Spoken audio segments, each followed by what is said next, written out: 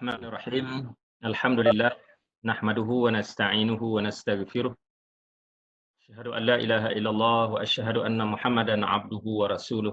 Pada pagi ini saya ingin berkongsi, kebetulan kita pada minggu lepas kita dah mula dengan tajuk Ahlan ya Ramadan. So insya-Allah pada hari ini saya nak berkongsi tentang Ramadan dan takwa. Berdasarkan kepada Surah Al-Baqarah ayat 183. Lanjutan daripada perbincangan kita pada minggu lepas. Tajuk Ahlan ya Ramadan. Kita tinggal 2 hari. Esok, last. Dan insya-Allah hari Jumaat kita akan memulakan ibadat puasa kita. Ramadan Karim kepada semua staf Fakulti Sains dan kepada yang mendengar. Mudah-mudahan Ramadan kali ini benar-benar memberikan natijah ataupun impak, kesan kepada kita untuk menjadi orang yang bertakwa kepada Allah Subhanahu Wa Taala. Sesuai dengan firman Allah Subhanahu Wa Taala, A'udzubillahi minasyaitonirrajim. Ya ayyuhallazina amanu alaikumusiyam kama kutiba 'alal ladzina min qablikum la'allakum tattaqun. Allah menyebutkan tentang peringatan kepada orang-orang yang beriman. Wahai orang-orang yang beriman, telah diwajibkan ke atas kamu berpuasa seperti mana yang telah diwajibkan kepada umat-umat sebelum daripada kamu.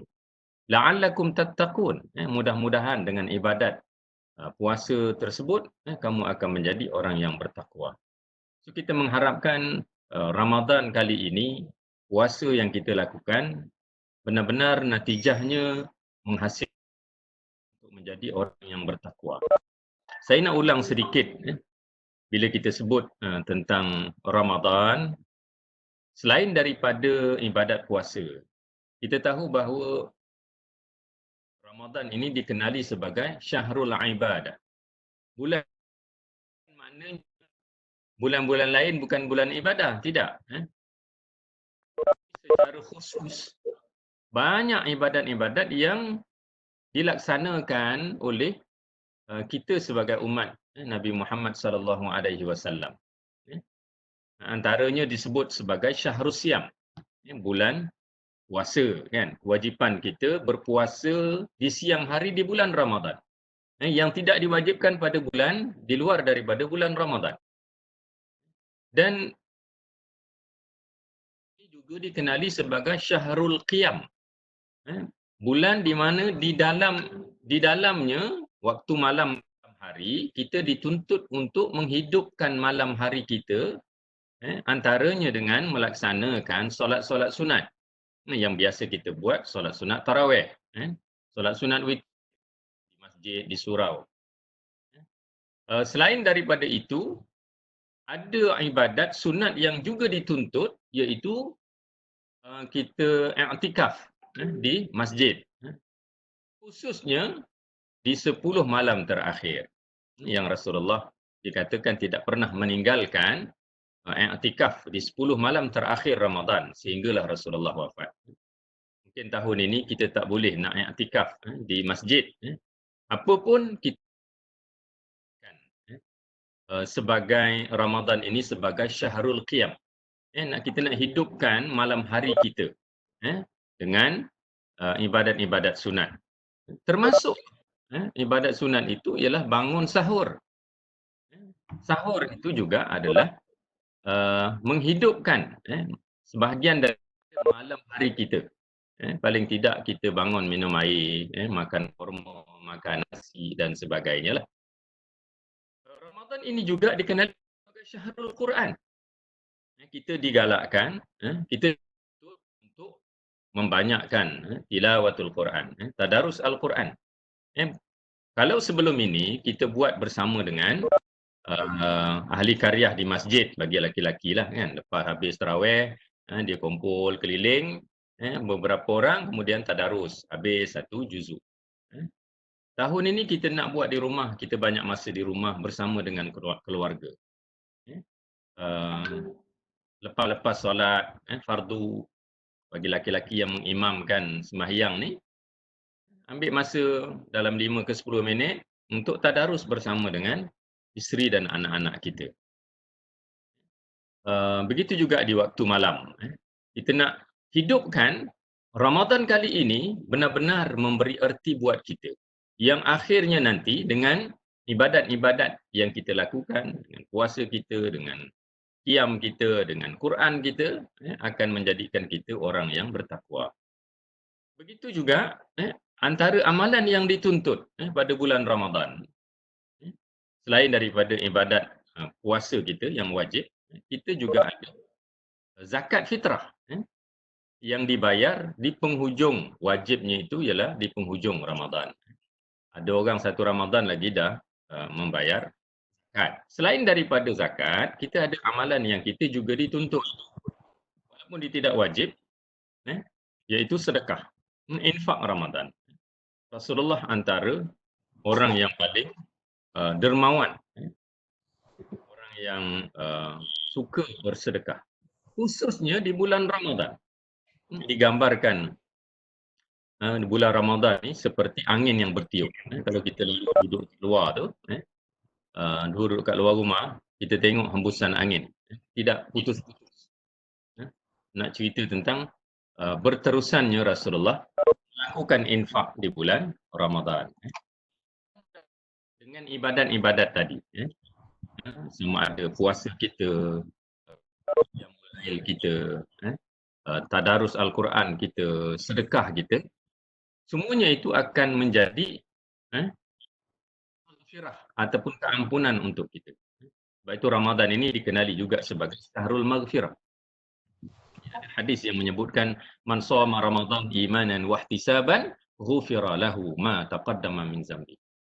Barang siapa yang melaksanakan ibadat puasa di bulan Ramadan imanan wa ihtisaban, dengan penuh keimanan dan dengan penuh keikhlasan, mengharap redha Allah, Allah ampunkan dosa-dosanya. Begitu juga dengan qiyamul lail di waktu malam. Ada hadis yang menyebutkan man qama Ramadan imanan wa ihtisaban ghufira lahu ma taqaddama min zambi. Barang siapa yang menghidupkan malam-malam hari di bulan Ramadan, sama ada untuk melaksanakan solat-solat sunat, tadarus Al-Quran, wirid zikir, bangun sahur, mohon ampun, istighfar dan sebagainya, Allah akan mengampunkan dosa-dosanya. Sebab itu disebut Ramadan ini sebagai Syahrul Maghfirah, bulan keampunan. Dan kita juga diingatkan oleh Nabi SAW, Ramadan ini sebagai Syahrul Rahmah, bulan dibuka pintu-pintu rahmat. Futihat abwabur rahmah. Dalam hadis disebut antara pesanan Nabi SAW bila menjelang Ramadan, Rasulullah kata, sekarang ini Ramadan dah menghampiri kamu, dibuka pada bulan Ramadan ini futihat abwabur rahmah. Dibuka kepada kamu pintu-pintu rahmat, kasih sayang Allah. Apa dia kasih sayang Allah? Allah memberi keampunan kepada kita. Yang mungkin 11 bulan sebelum ini kita banyak melakukan kesilapan, kesalahan. Allah memberi ruang kepada kita bulan Ramadan ini untuk diampunkan dosa-dosa dengan sebab ibadat puasa kita, dengan sebab amal-amal qiyam kita pada waktu malam. Dan disebut juga dalam hadis itu, ada hadis yang lain, futihat abwabul jannah, dibuka kepada orang yang beriman ini pintu ibadat kita diterima, kemudian dosa kita diampunkan. So, ganjarannya, balasannya ialah syurga. Dan ditutup pintu-pintu neraka. Jadi, bulan Ramadan yang kita akan tempuhi sehari dua ini, kita nak jadikan dia bulan maghfirah, dia bulan rahmat untuk kita. Dan dia juga disebut Ramadan ini sebagai Syahrul Mubarak, bulan yang penuh dengan barakah. Bila kita sebut barakah, orang Jawa dia ada satu istilah kan, berkat, bontrot. Kalau dia pergi kenduri, nak balik tu akan beri oleh tuan rumah. Ni kontrak dia kata bawa balik untuk ahli keluarga di rumah. Maknanya dah lah kita dapat makan dekat majlis, dapat bawa balik lagi. Maknanya berganda rezeki itu. Samalah juga orang yang melakukan amal di bulan Ramadan ini, bulan barakah, bulan yang dilipat ganda kebaikan-kebaikan yang kita buat. Malah diberi satu ganjaran khusus untuk kita, Lailatul Qadar, yang disebut sebagai Lailatul Qadri khairum min alfi syahr. Lailatul Qadar itu lebih baik daripada 1000 bulan. Jadi mereka yang beramal pada malam tersebut, Allah akan berikan ganjaran lebih daripada 1000 bulan. Mungkin 2000, mungkin 10,000, kita tak tahu. Ini satu anugerah, barakah yang diberikan kepada umat Nabi Muhammad SAW.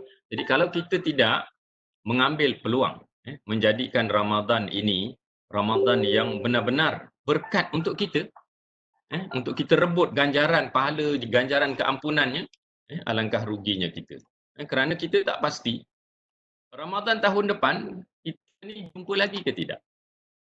Saya sendiri tidak pasti sama ada tahun depan Allah beri kesempatan kepada saya ataupun tidak untuk bertemu dengan Ramadan. Kita hanya boleh berdoa mengharap agar Allah temukan kita dengan Ramadan.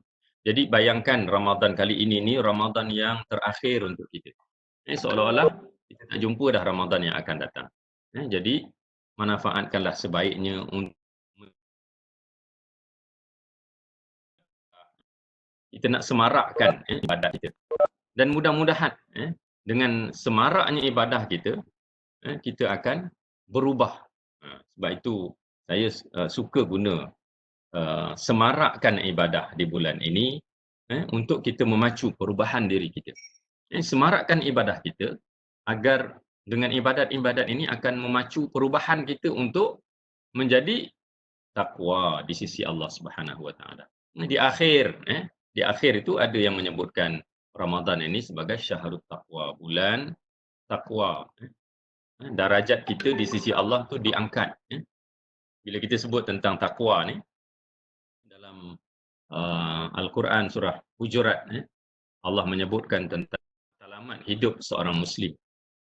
Kita ni sebenarnya yang kita kejar dalam kehidupan kita tidak lain dan tidak bukan ialah kita nak jadi orang yang bertakwa di sisi Allah Subhanahu Wa Taala. Inna akramakum indallahi atqakum. Orang yang paling mulia di kalangan kamu di sisi Allah ialah orang yang paling bertakwa. Mulia kita bukan kerana pangkat kedudukan, bukan kerana harta kemewahan, bukan. Tapi mulianya kita di sisi Allah kerana takwa kita.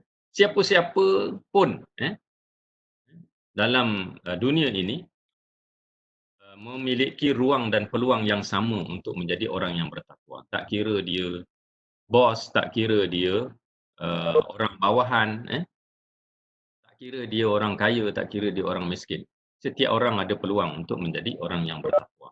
Kata At-Tabari ketika menafsirkan kalimat takwa ini, dia kata takwa dekat sini dia kata ialah orang beriman yang melakukan ketaatan pada Allah. Iman, kemudian dia taat, mengerjakan apa yang diperintah, meninggalkan apa yang dilarang, buat apa yang disuruh dan tinggalkan apa yang dilarang.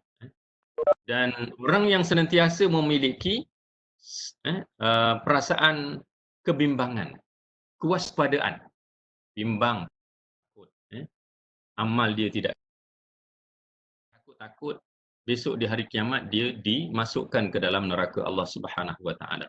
Bimbang, takut-takut apa yang dibuat selama ini rupanya tidak cukup untuk menempatkan, melayakkan kita masuk ke syurga Allah Subhanahu Wa Taala.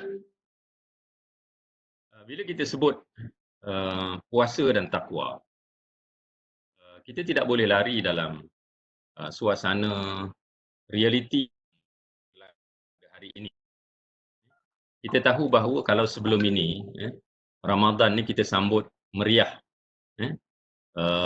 Kalau sekarang ini rasanya orang dah ramai kalau solat salah waktu ke masjid. Sebab menyambut, sebab nak sambut Ramadan. Saya ingat kat mana-mana masjid lah. Biasanya bulan Syaban ni, di hujung-hujung ni orang buat tahlil perdana, macam-macam kan. Semuanya itu ke arah menyediakan diri untuk menyambut Ramadan. Bila masuk saja satu Ramadan, penuh masjid. Masjid akan penuh satu Ramadan. Sebab orang menyambut kedatangan. Puasa belum tentu lagi, tapi nak cerita tentang semangatnya menyambut Ramadan. Hari pertama penuh masjid, hari kedua penuh masjid. Tapi bila dah masuk seminggu tu dah mula kurang-kurang. Dalam suasana kita hari ini, tambah lagi bila larangan berhimpun, kemudian tak boleh pergi masjid. Bukan bermakna Ramadan kali ini, ibadat puasa dan ibadat-ibadat yang lain ni kita buat selama ini, yang akan kita buat nanti, sepatutnya bukan menurun tetapi menaikkan kualiti dan kuantiti ibadat kita. Kita boleh bayangkan kalau sebelum ni kita jadi makmum je kan, bagi laki-laki lah. Tahun ni kita naik pangkat, jadi imam. Kalau sebelum ni kita duk komplain imam baca apalah imam ni surah ni. Tahun ni kita jadi imam. Nak tunggu isteri dan anak-anak kita pula komplain. Apalah ayah ni baca inna a'taina qul huwallah. Inna a'taina qul huwallah. So, sekurang-kurangnya kualiti ibadat kita akan meningkat tahun ini. Kita jadi imam, kita dah mula. Sekarang ini tengok apa-apa surah yang kita nak baca. Kita nak latih anak-anak kita tu supaya dia jadi Bilal. Mana-mana yang dah dewasa kita boleh kedepankan, sekali-sekali ganti ayah untuk jadi imam. Tak ada masalah pun buka Al-Quran di depan. So kita nak bukan hanya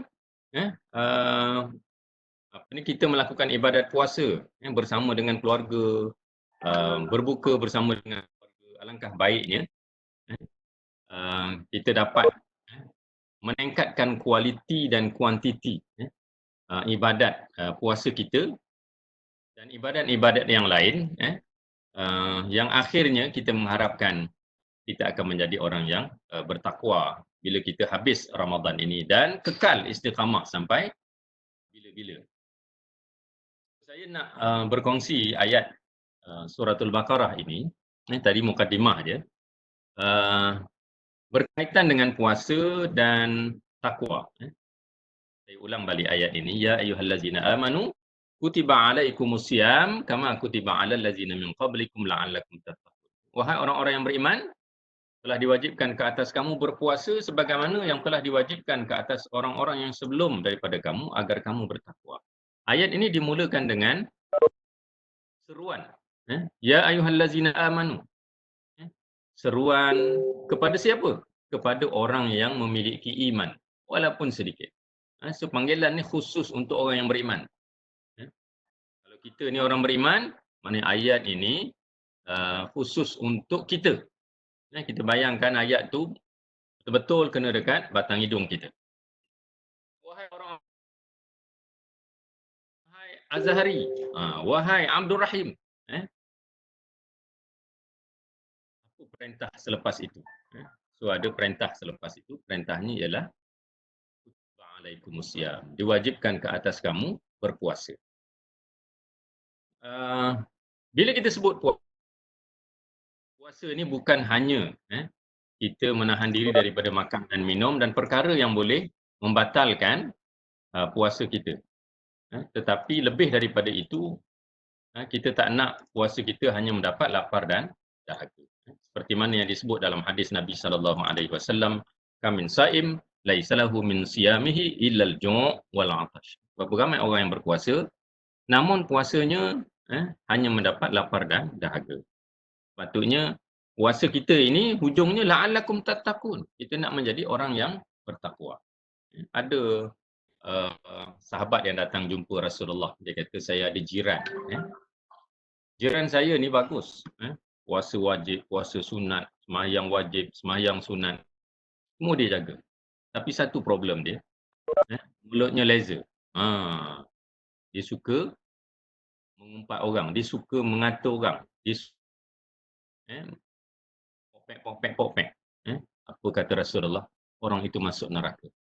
Walaupun dia puasa, walaupun dia sembahyang, tambah lagi dengan sunat-sunat, tapi dia tidak menjaga perkara yang sepatutnya dia kena berpuasa juga. Tambah lagi kalau puasa Ramadan kita kena tahan. Bukan hanya makan dan minum, tetapi juga panca indera, tangan, kaki, mata, telinga daripada melakukan perkara-perkara yang boleh mengurangkan ganjaran pahala kita. Kata Ibnu Mas'ud, kalau kita membaca ayat yang dimulakan dengan ya ayyuhallazina amanu, wahai orang-orang yang beriman, dia kata perhatikan ada kebaikan yang dituntut untuk kita, sama ada buat ataupun tinggalkan. Kalau dalam ayat ini, apa yang dituntut kepada kita? Kutiba alaikumusiyam. Diwajibkan ke atas kamu untuk berpuasa. Ada perintah yang kita kena lakukan. Ayat ini selepas sebut orang beriman, kalau dimulakan dengan ya ayyuhallazina amanu, sila ambil perhatian kepada orang-orang beriman, ada kewajipan sama ada dalam bentuk perintah atau larangan selepas daripada ayat tersebut. Kalau dalam ayat ini perintahlah, perintah untuk melaksanakan ibadat puasa. Dan dia kata perintah ini hanya diperuntukkan khusus kepada orang beriman. Jadi kalau orang tu dia tak berpuasa, maknanya apa? Maknanya dia bukan orang beriman. Kalau dia laksanakan puasa, dia tahu bahawa itu adalah tanggungjawab yang perlu dilaksanakan. Mudah-mudahan kita tergolong di kalangan orang beriman yang melaksanakan ibadat puasa dengan bersungguh-sungguh. Kadang-kadang kita rasa, ada ke orang yang tak puasa? Kadang-kadang kita rasa macam tu kan. Saya pernah didatangi oleh seorang perempuan, seorang ibu, dia kata, "Ustaz, nak tanyalah." Dia kata, suami dia baru meninggal. Dia kata, seingat saya lah, sepanjang saya bersama dengan suami saya rasa saya boleh kira suami saya ni puasa berapa hari. Nak cerita tentang, saya rasa saya boleh kira berapa hari suami saya berpuasa sepanjang dia bersama dengan suaminya. Kebanyakannya dia kata, almost every year, Ramadan itu dia tak puasa. Jadi dia kata bila suami saya dah meninggal ni, apa yang saya boleh buat? So saya kata, kena ganti puasa dia dengan fidyah. Tahu tak berapa banyak dia tinggalkan puasa? Itulah Ustaz. Pun tak pasti. Dia kata boleh tak buat anggaran? Kalau anggaran katalah setahun 25 hari, masa dia sebelum kahwin dengan saya tak tahu Ustaz. Dia kata ni masa dia bersama dengan saya. Kita bayangkan kalau 30 tahun. Kalau 25 hari. Boleh tak dia kata, Ustaz, tolong kirakan. Saya kata boleh, tapi boleh bayar ke? Dia kata, suami saya ni ada meninggalkan harta. Okey, kalau macam tu ada harta lah. Maknanya rumah yang dia duduk sekarang ni satu rumah lain lah. Saya pun kirakan. Saya tanya dia, nak double ke? Double tu kan ada yang kalau setahun tak ganti puasa, kena satu cupak kan? Sehari. Kalau 2 tahun, 3 tahun macam tu lah, 3 cupak, 4 cupak kan. Ustaz kira lah dulu. Saya pun kira anggaran lah. Lebih 20,000. Saya pun beritahu dia. Ini kalau ikut kiraan gandaan. Tu harganya, masa tu saya kira satu cupak tu RM1. Lebih sikit lah, RM20 ke RM1.50, saya tak ingat. Dia kata banyaknya Ustaz. Macam mana Saya kata dia ada harta kan? Kena jual lah harta itu. Bila meninggal anak Adam, perkara pertama yang kita kena tunaikan ialah ialah hutang Allah. Lagilah. Kena ditunaikan. Diam dia termenung. Ada choice lain tak Ustaz? Okey, satu choice, kita kira biasalah. Maknanya tak ada gandaan. Saya pun kira. Kira lebihlah 1,000. Saya pun tak ingat. Dekat 2,000 jugalah. Pun serah kat dia lah. Terpulanglah kepada puan. Pilihlah mana yang puan rasa. Yalah, nak jual harta ni kan. tak semua orang lah. Sebab tinggal anak Adam, harta tu bukan harta dia. Tinggal harta waris. Kita balik semula kepada puasa ini. Bila kita mengerjakan ibadat puasa, kita mengharapkan dengan ibadat tersebut la'allakum tattaqun. Mudah-mudahan dengan ibadat yang kita lakukan di Ramadan kali ini, masalah tidak lain dan tidak bukan untuk menjadikan kita orang yang bertakwa kepada Allah Subhanahu Wa Taala. Ini harapan kita. Bila kita sebut takwa, pernah satu ketika Sayyidina Umar bertanya kepada Ubay bin Ka'ab. Mungkin selalu kita dengar kisah ini. Ditanya oleh Sayyidina Umar kepada Ubay bin Ka'ab, apa yang kamu faham dengan takwa? Lalu kata dia jawab direct, tapi dia tanya balik Sayyidina Umar. Dia kata, Tuan, pernah tak lalu di satu jalan yang di kiri kanan jalan tersebut penuh dengan duri? Lalu kata Sayyidina Umar, pernah. Ubay tanya lagi, apa yang Tuan buat kalau Tuan lalu jalan tu di kiri kanan penuh dengan duri? Lalu kata Sayyidina Umar, aku akan berhati-hati, aku akan berwaspada, aku akan berjaga supaya tidak dikait terkena duri-duri di kiri dan kanan. Kalau aku perlu menyingsing pakaian, aku akan singsing pakaianku. Lalu kata Ubay bin Ka'ab, haza taqwa. Dia kata itulah takwa. Takwa ni maknanya dalam perjalanan hidup kita. Dalam perjalanan hidup kita sekarang sampailah kita menemui Allah. Dalam perjalanan harian kita daripada pagi sampailah ke malam. Bila kita melakukan ibadat puasa, kita melaksanakan solat, membaca Al-Quran, perlu berhati-hati. Bila kita melakukan amal-amal ni perlu berhati-hati. Sampai amal-amal yang kita buat ni rosak.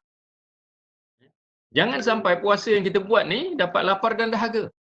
Jangan sampai baca Al-Quran, tapi dalam hadis disebutkan, berapa ramai orang yang membaca Al-Quran tapi tidak lepas daripada halqum. Sekadar baca tapi tidak mengambil kefahaman dan penghayatan daripada ayat yang dibaca. Boleh sebut ini halal, ini haram, tapi dalam amalan tidak ditunjukkan. Kenapa? Kerana kita tidak berwaspada, berhati-hati.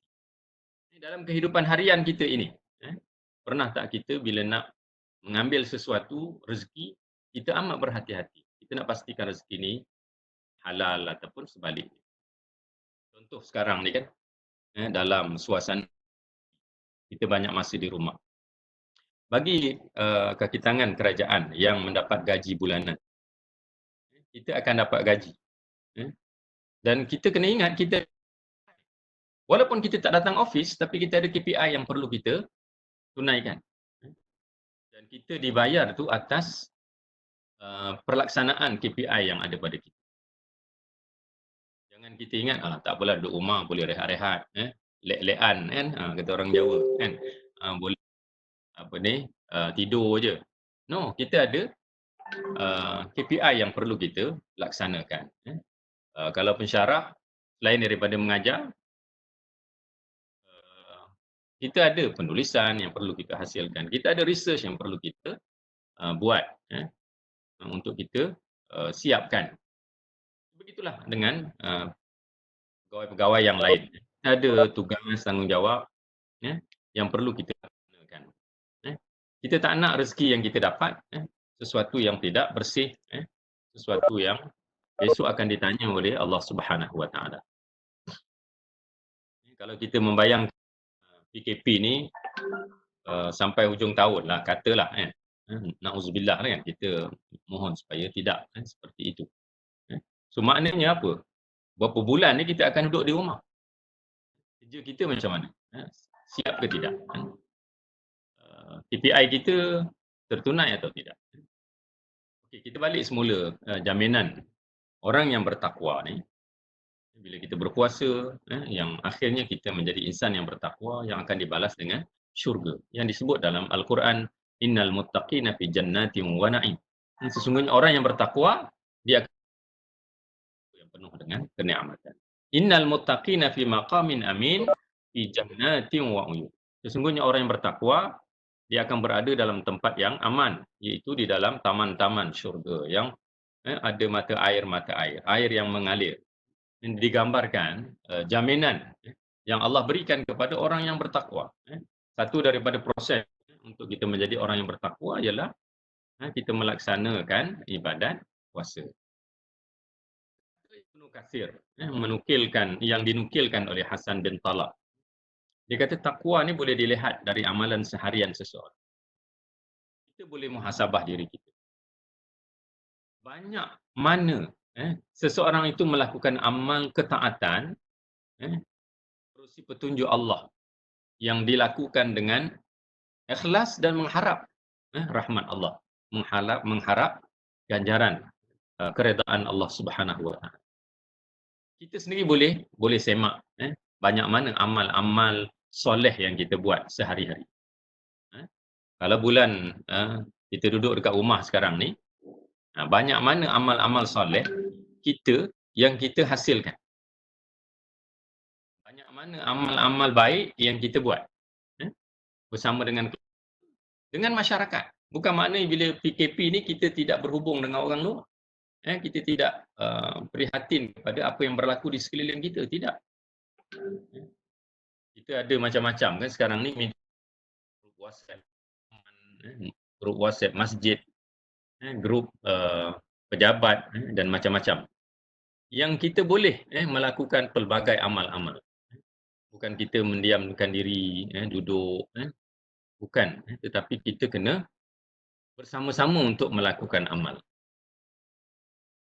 Yang kedua, kata Ibnu Katsir, takwa ini boleh dilihat dari sudut kesungguhan meninggalkan segala bentuk maksiat. Maknanya kita nak ada satu usaha yang dilakukan oleh kita sendiri dari sudut kesungguhan melakukan amal dan kesungguhan untuk meninggalkan sesuatu yang dilarang oleh Allah Subhanahu wa taala. Yang mungkin sebelum ni kita buat satu benda yang Allah tak suka tapi kita buat. Ada orang ni dia memang tak menulis sesuatu gosip. Saja kadang-kadang tengok orang punya Facebook, mulalah dia bergosip. Kita kena ingat sebahagian besar gosip ini dia akan berbentuk sama ada fitnah ataupun mengumpat. Alangkah lebih baik kita tinggalkan yang itu. Tak ada masalah pun kita nak ada Facebook, kita nak bawa naik status kita. Tapi biar sesuatu yang naikkan status yang kalau orang baca, orang akan dapat pahala dan menyambung pahala yang kita buat. Kita boleh buat dia. Mungkin kalau pensyarah, barangkali dia menghasilkan sesuatu yang pelajar dia boleh tengok, boleh ambil, orang lain boleh amalkan dan sebagainya. Okey, part yang terakhir. Dalam memastikan amalan puasa dan amalan-amalan lain di bulan Ramadan ini menjadi proses untuk la'allakum tattaqun. Untuk menjadikan kita orang yang bertakwa. Kita kena lihat bersamalah dari sudut proses interaksi yang akan kita lalui. Satu disebut sebagai interaksi ibadah. Kita lihat antaranya puasa kita kan. Bila kita berpuasa, kita nak tengok puasa kita ini dari sudut kualiti. Sebab itu ada ulama yang mengkategorikan puasa ini pada 3 kategori. Satu puasa umum, dia kata. Puasa yang hanya menahan diri daripada makan dan minum serta perkara-perkara yang boleh membatalkan puasa. Puasa yang kedua dipanggil puasa khusus. Bukan hanya menahan diri daripada makan dan minum dan perkara yang membatalkan puasa, tetapi menahan seluruh panca indera daripada melakukan perkara yang boleh mengurangkan ganjaran puasa.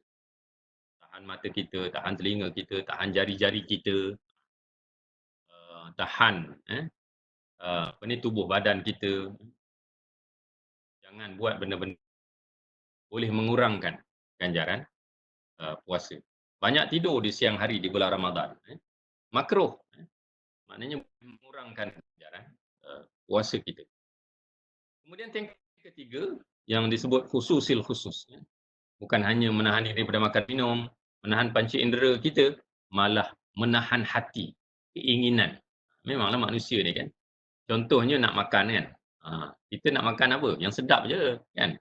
So bulan puasa ni kena tahan, kena kekang keinginan. Keinginan nafsu, keinginan dunia ni kita cuba kawal, kita cuba kontrol. Rasa sayang kepada harta, ada. Siapa yang tak sayang kan? Tapi kita nak buang sifat sayang itu, kita nak infak, kita nak sedekah. Kita nak keluarkan harta kita untuk ganjaran pahala yang lebih baik. Kata Profesor Mutawalli Sya'rawi, dia kata puasa ni sebenarnya telah lama menjadi instrumen membina umat terdahulu. Jadi menjadi orang yang bertakwa. Dia kata puasa ini menjadi rukun melahirkan orang yang benar-benar mengabdikan diri kepada Allah.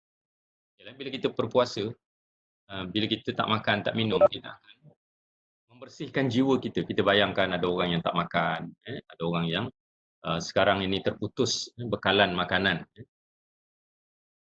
Kami duduk di taman ni, kadang-kadang dapat mesej. Dia kata bekalan makanan dah habis. Yalah orang yang kalau sebelum ni kerja kontrak, berdasarkan gaji hari, sekarang ni tak ada gaji. Dia dah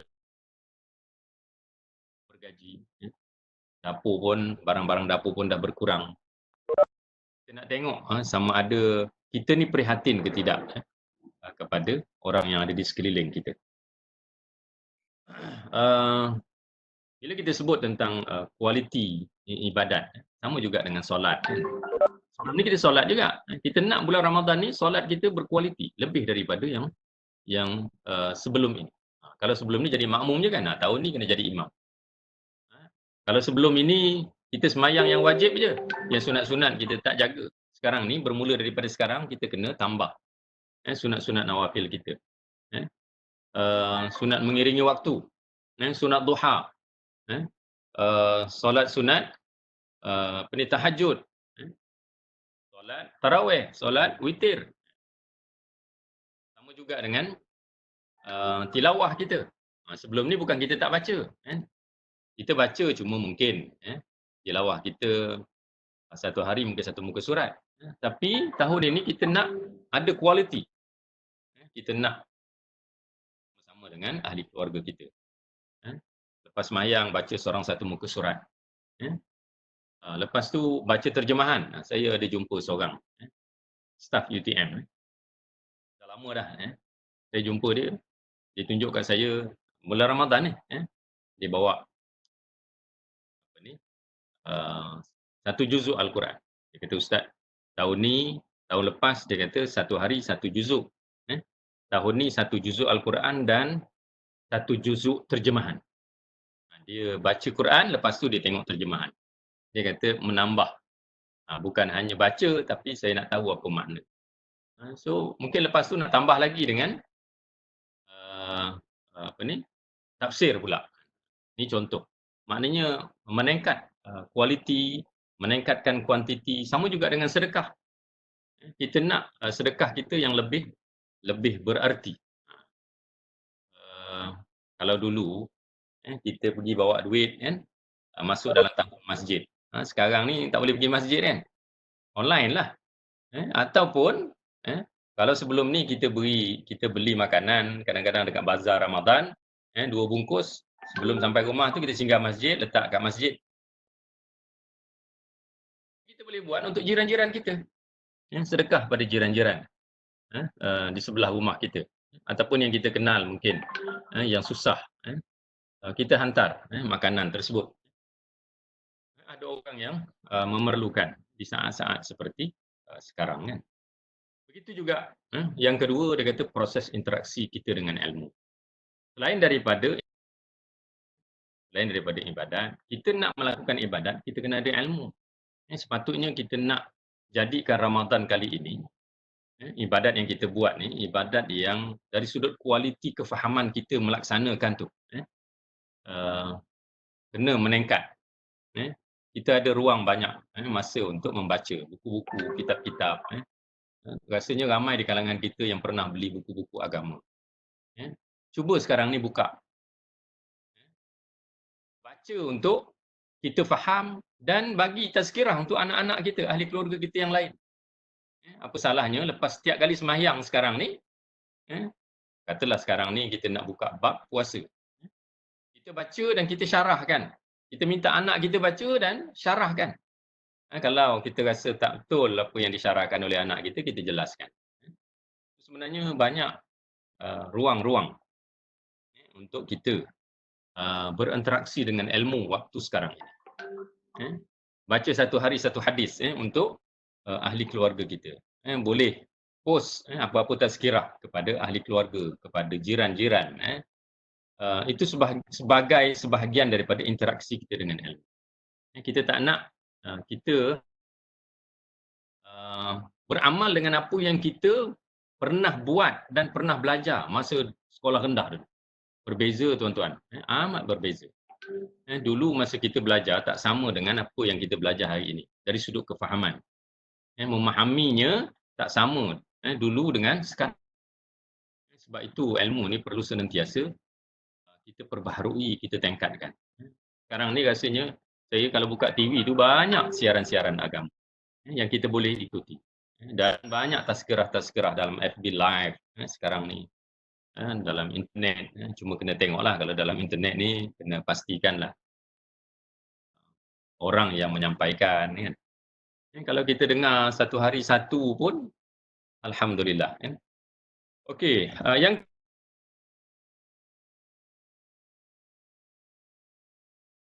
berpuasa bukan hanya puasa untuk kita, tapi kena fikirkan orang lain juga yang ada di sekeliling kita. Kemarin saya beritahu jawatankuasa masjid. Kalau sebelum ini masjid kita ada sumbangan mingguan. Hari Jumaat ada tabung Jumaat. Harian pun ada orang masukkan dalam tabung. Jadi duit guna untuk pengurusan masjid. Termasuklah membayar allowance kepada staf-staf yang bertugas. Dan saya menjangkakan, saya kata sekarang ni kita dah lebih sebulan. Masjid tak ada pendapatan. Sama juga kita bayangkan kalau benda ni berterusan 4-5 bulan.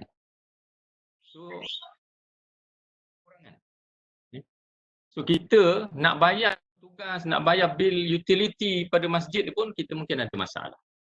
Jadi saya kata why not? Kita kena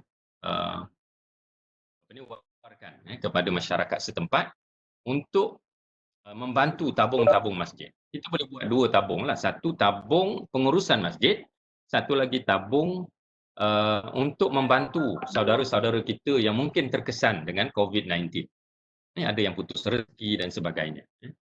Alhamdulillah, bila dilancarkan tabung tu saya tengok ada dekat 20,000 jugalah orang menyumbang. Paling tidaklah. Tapi kalau masjid saya tu maintenance untuk membayar staff dengan bil sebulan belah-belah ribu juga. So kita nak bulan Ramadan ini setiap orang merasai ukhuwah, saling membantu di kalangan kita. So kita boleh membantu dalam berbagai bentuk lah. Dengan menyediakan juadah berbuka puasa jiran-jiran, tetangga. Tapi dalam masa yang sama kita boleh sumbangkan paling tidak kepada tabung-tabung mas. UTM pun ada tabung, tabung COVID-19 sekarang ni banyak, macam-macam tabung ada. Dan yang akhir sekali tuan-tuan yang dikasihi sekalian, kita nak puasa yang kita laksanakan ini juga ada interaksi dakwah. Maknanya kita bukan hanya melakukan ibadat untuk kita sahaja. Ada orang di sekeliling kita, ahli keluarga kita, kita berada dalam grup-grup sosial, grup WhatsApp, grup FB dan macam-macam grup lah. Jangan lupa untuk kita menyampaikan risalah, memberikan tazkirah, pesanan, nasihat, peringatan. Ini tugas kita. Maknanya bukan hanya kita bila puasa ni duduk diam-diam. Tak, kita ada tanggungjawab yang lain. Puasa-puasa juga kita tengok bayangkan sahabat-sahabat Rasulullah dahulu ketika berpuasa terpaksa membuat persiapan untuk perang. Perang Khandaq, gali parit tu kan. Itu apa tugas-tugas pengorbanan yang ditunjukkan oleh para sahabat ketika itu. Walaupun mereka berpuasa, tetapi mereka tetap menyebarkan risalah, diutus ke wilayah-wilayah di luar daripada Madinah untuk menyampaikan risalah. Dulu orang kena pergi bergerak dari satu tempat ke satu tempat. Kita tak payah bergerak, kita hantar tazkirah dalam WhatsApp group je. Mungkin kita buat rakaman sikit, minit, 2 minit, lepas tu kita hantar kepada ahli keluarga kita. Paling tidak menghiburkan mereka kan. Tapi yang baiklah. Tambah lagi kan bulan seperti ini biasanya orang akan balik kampung kan, jumpa mak ayah bagi yang ada mak ayah kan, jumpa saudara mara. Sekarang ni tak boleh. So, buatlah sesuatu, buat video pendek kita dengan ahli keluarga kita, lepas tu hantar kepada mak ayah kita. Ni cucu-cucu mak. Hantar kepada grup ahli keluarga. So biar mereka merasakan bahawa walaupun kita tidak ziarah fizikal, tetapi kita menyampaikan sesuatu, mengikat tali silaturahim dengan keluarga, ahli keluarga, dengan cara media yang ada, gunakanlah kreativiti kita untuk berkongsi sesuatu kepada orang lain. Sedikit penyampaian saya pada hari ini, minta maaf mungkin terlebih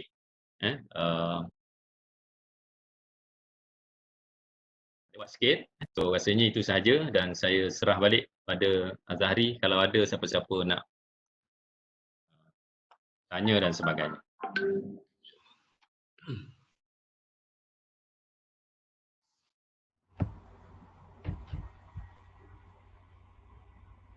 Nak juga apa kau? Okey, pada semua terima kasih Ustaz tazkirah. Semoga kita sentiasa diperingatilah dengan tazkirah yang macam ni. Cumanya kalau orang tanya Ustaz maknanya bulan puasa ni orang kata dia pasal amalan yang paling utama lah kalau katakan kita nak puasa tu wajib kan. Tapi kalau ikutkan yang dia punya peringkat amalan tu, contohnya lah baca Quran, sedekah, sembahyang malam dan sebagainya kan. Tapi kalau ikutkan, kalau orang tanya lah, maknanya Ustaz apa yang Ustaz berikan nasihat? Tak berapa clear lah, putus.